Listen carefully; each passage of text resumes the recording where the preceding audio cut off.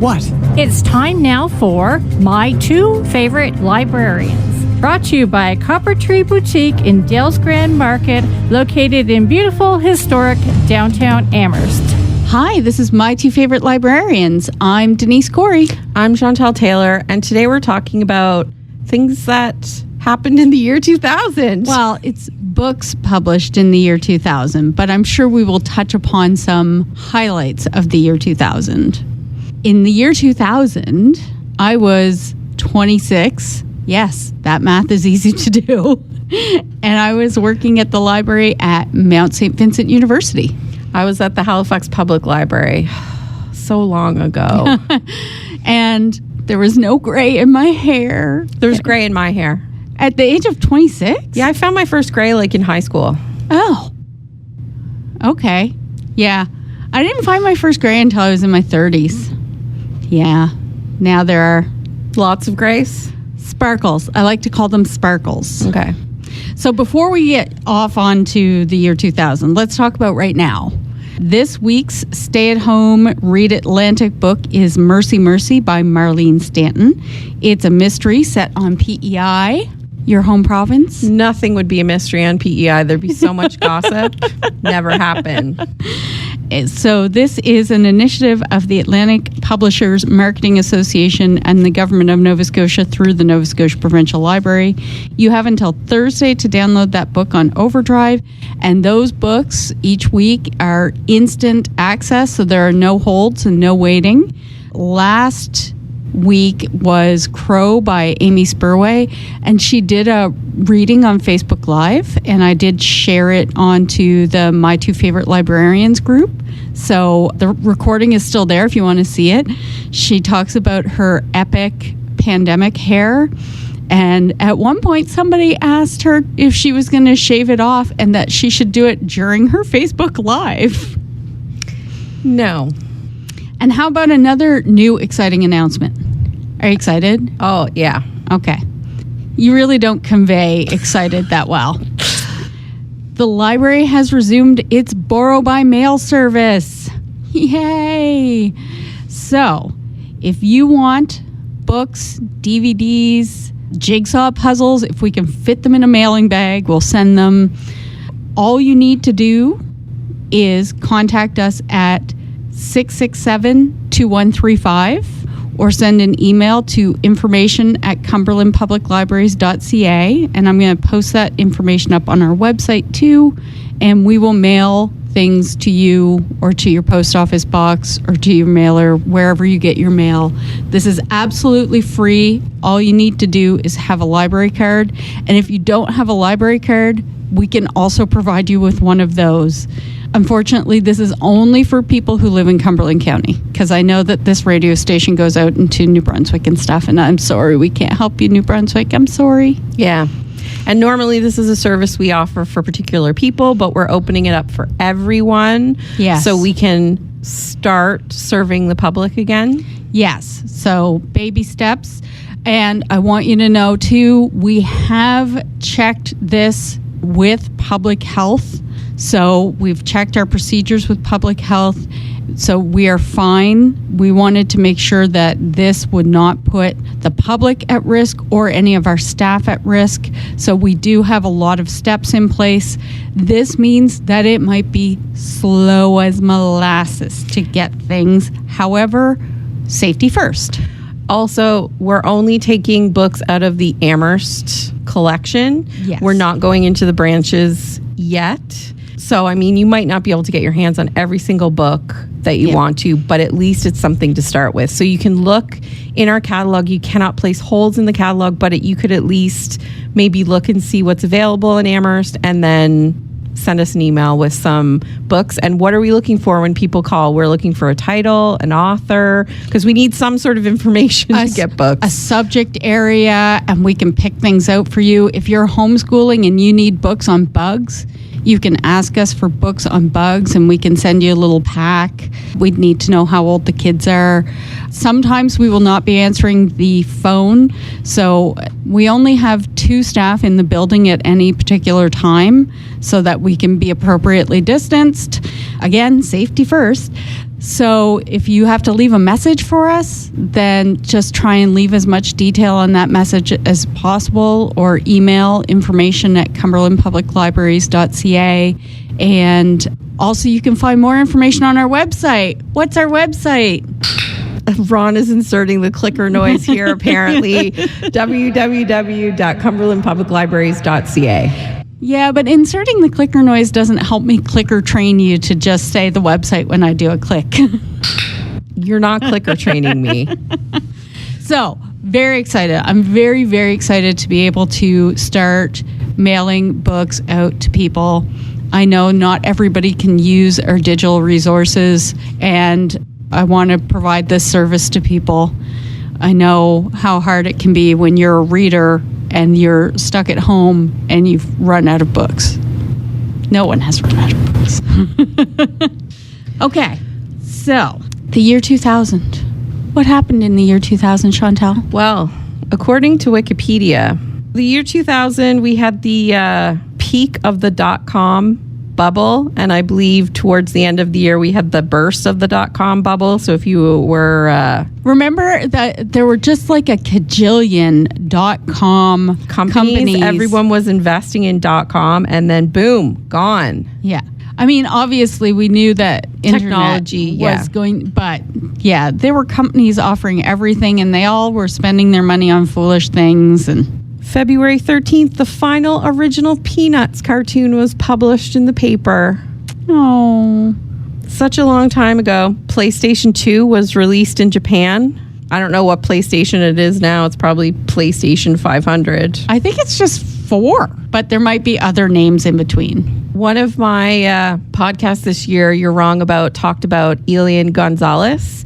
Do you remember that case? The little boy who came over with his mom from Cuba to the United States, and the boat sank, and he survived, but no one else did. And his family in the U.S. wanted to keep him, and Fidel Castro and the Cubans went crazy and wanted him back. His dad in Cuba wanted him back. And remember, they broke into the house and took him out of a closet. I mean, that poor little boy was terrified. Very, very famous picture of that poor little boy on the... I wonder how he's doing now. He's great. He's a doctor, I think. Because I looked up follow-up information after You're Wrong About. I think Fidel Castro really sort of paved the way for him. He became sort of this because he would be in his late 20s now. Yes, he would, yeah. What else happened? Oh, the New York Mets won their 3rd World Series, I guess. I guess. Whatevs. I just remember the first time that the Toronto Blue Jays won a World Series. That was a big to-do. Oh, the 2000 Summer Olympics were held in, the fall. September to October. Are those Winter Olympics? That doesn't make any sense. September 15th to October 1st, the 2000 Summer Olympics held in Sydney, Australia, is the last Olympic Games of the 20th century. Maybe because they because that would be their winter. Maybe I have no it's cooler. idea. No, but that's their winter. They're the opposite of us. Yeah, but it would be cooler. It's pretty hot there in the summertime. But their summer is December. They're the opposite of us. So would it be their fall? It would be their spring. Okay, whatever. It would be cooler than summer, wouldn't it? But it wouldn't have been their summer. Their summer is winter. Look, it says the 2000 Summer Olympics. Anyway, the Hanging Chad. That was the other big event of 2000, the U.S. election. The U.S. election where they had to recount for weeks and weeks and weeks and weeks and weeks and weeks. So books of the year 2000. You were making fun of me yesterday because you were like, oh, you wouldn't have read anything or you wouldn't have done something. And when I looked, I actually had quite a few books that I'd read. I make fun of you all the time. You also make fun of me. Yeah, it's true. So I went through the Goodreads Top 100 published in 2000. Now, these are not the top 100 of that time. These are the top 100 that people have in their Goodreads lists now. So before you start reading, I would like to say Harry Potter and the Goblet of Fire. I know. Because that was when I started reading Harry Potter. Me too. And so I read everything. My friend Michelle Holiday made me start reading them, and I read the first 3. And then I think I had to wait like a month, or like there was a little bit of time that I had to wait for number 4. And it was just like, oh, And then we had to wait like 2 years for the next one. Yes. Yeah. Yeah. Harry Potter and the Goblet of Fire is when I started reading too. Now, Yeah. when I'm reading a series, I need to start from the beginning. Oh, I totally started at number 1. But it was when that came out. Exactly. Yeah. Because I was like, what is this? Why is this such a popular thing? And I know why now, because I love those books and I go back to them for comfort. So according to the Goodreads most popular books in 2000, Angels and Demons by Dan Brown. So I read it. Did you? Yeah. Why? Because I liked the Da Vinci Code. I mean, did I think it was a literary masterpiece? No. Did I think it was a delightful page turner that walked me through like Paris and all like these arty fun things that I got to look up? Absolutely. And you know what? I take it back because I should not book shame anybody. Read the things you like to read. It was a page turner. I enjoyed those books. It's like Fast and Furious. It's crap blowing up and it's like people running around and doing things. There was a kind of cool mystery to it. I enjoyed them. I read the Da Vinci Code and it was a fast read. Yeah. I read it because I was working in public library. I had just started working in public libraries. No, that doesn't make sense. Angels and Demons came out before Da Vinci Code, didn't it? Yeah. Yeah. So I started to read Da Vinci Code when I started working at public libraries so I could understand why people were so obsessed with it. So of the 100 books, according to the Goodreads list, I've read 15. Oh, okay. So not a ton. Me Talk Pretty One Day? No, I haven't. David Sedaris? I haven't read any David Sedaris. Oh, I loved it. The Girl with the Pearl Earring? I did love The Girl with the Pearl Earring by Tracy Chevalier. It's a historical fiction based on the Vermeer painting, and they don't actually know anything about the woman who posed for that. Yeah. So Tracy Chevalier made up this whole story about who this girl was and what her life was like, and it's a really good read. You could request that through Borrow by Mail. I'm pretty sure we have a copy sitting on our shelf right now. A Storm of Swords. I've never read any George Martin, but the fact that it was just published in 2000. What book are we on now? Well, but he hasn't finished yet. Oh my goodness. I hope that George R.R. Martin gets to finish the Game of Thrones series. I've not read them. I tried to read them. It's a lot. They didn't grab me. Look, Les Mis, that might be the only thing you can handle. Yeah, I'm going to be reading Les Mis for a long time. Stormfront, The Dresden Files. You know, I tried to find that on Overdrive and we don't have it. I read the paperback. There was a nerd that worked with me in reference. Hi, Andrew. And we're all nerds. I know we are. But he was a bigger nerd. He recommended it, and I think that like Space had just started the series. Right. So I can't remember if I watched the series, but I do remember that I read the first book. I couldn't tell you one thing about it other than I think it's like paranormal mystery kind of thing. Or like fantasy-ish. I keep meaning to read those books because he's at like what, book 30 now or something? Oh yeah, it's huge. So in the past 20 years, he's put out more than 20 books in that series. The Amazing Adventures of Cavalier and Clay. I've never read any Michael Chabon. Tried to read it, couldn't get into it. Did you read his Yiddish Gentleman's Police Club? No. I heard think good things The Adventures about it. of Cavalier or The Amazing Adventures of Cavalier and Clay. I think that's about the comic book industry, isn't it? No, it's not. That's not the one I thought it was. But I tried to read it at the time because it was kind of a big thing, and then no. I know one we have both read is Persepolis. Persepolis. Okay, I had it right the first time. Graphic novel about a young woman growing up in Iran during the Fall of the Shah. Yeah, it's really fascinating. It's very good. It's very good. You know what? I really enjoyed a book that was published in 2000. I don't think I read it at that time. Was On Writing. Oh, Stephen King. Yeah. So Stephen King wrote this book about how he writes. It was also a bit of a memoir. And it was right after he had been hit by a vehicle and he had been really injured. And so, yeah, this is a really interesting. So it's not just, he talks about his process, he talks about what he reads. And then he also talks about, being an early writer. And he talks a little bit about his addiction issues. So, yeah, it's a really, really interesting book.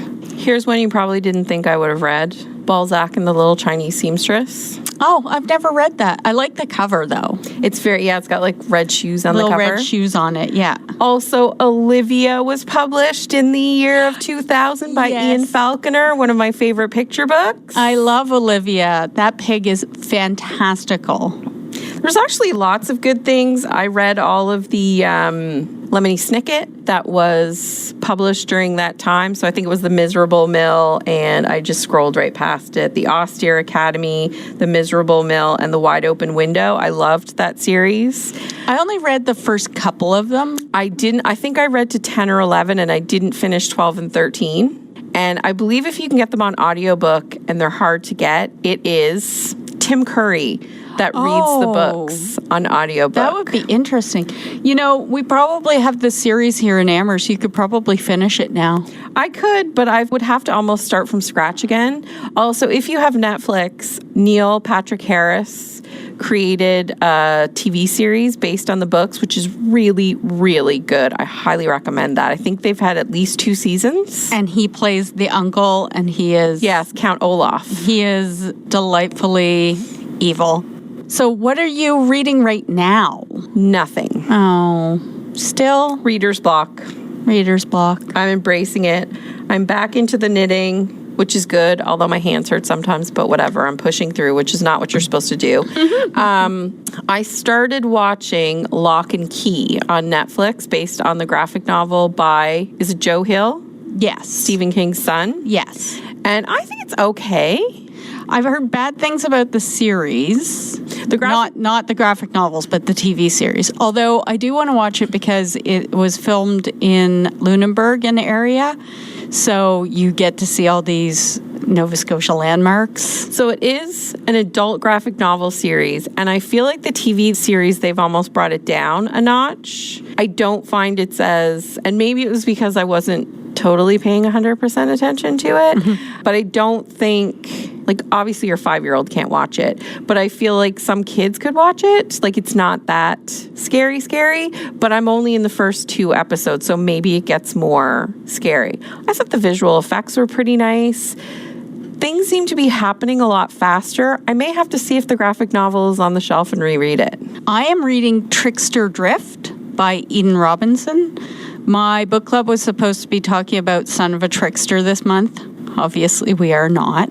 Although, if any of my book club members are listening, please feel free to weigh in on the book in our Facebook group, My Two Favorite Librarians. I really enjoyed Son of a Trickster. This is supposed to be a trilogy. It's the Trickster trilogy. Son of a Trickster, Trickster Drift is the second one, and she hasn't put out the third one yet. So Trickster Drift is the continuing story of Jared. He's now sober, which I realize you didn't read the first book, but this makes a big difference. And he's living in Vancouver, and he's going to go to the BC Institute of Technology. Like, good things are happening in his life. So I'm waiting for things to go pear-shaped for him. All right.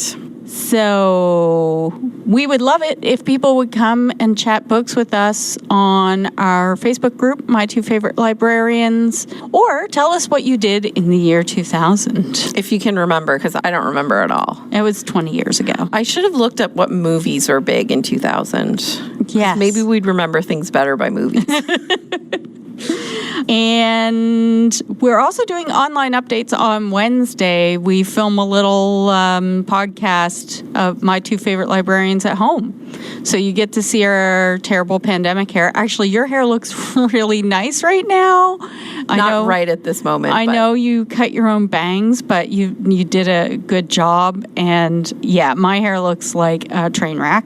And yeah, we also talk about what we're knitting or crafting because it's a visual thing, so you can see our fancy knitting stuff.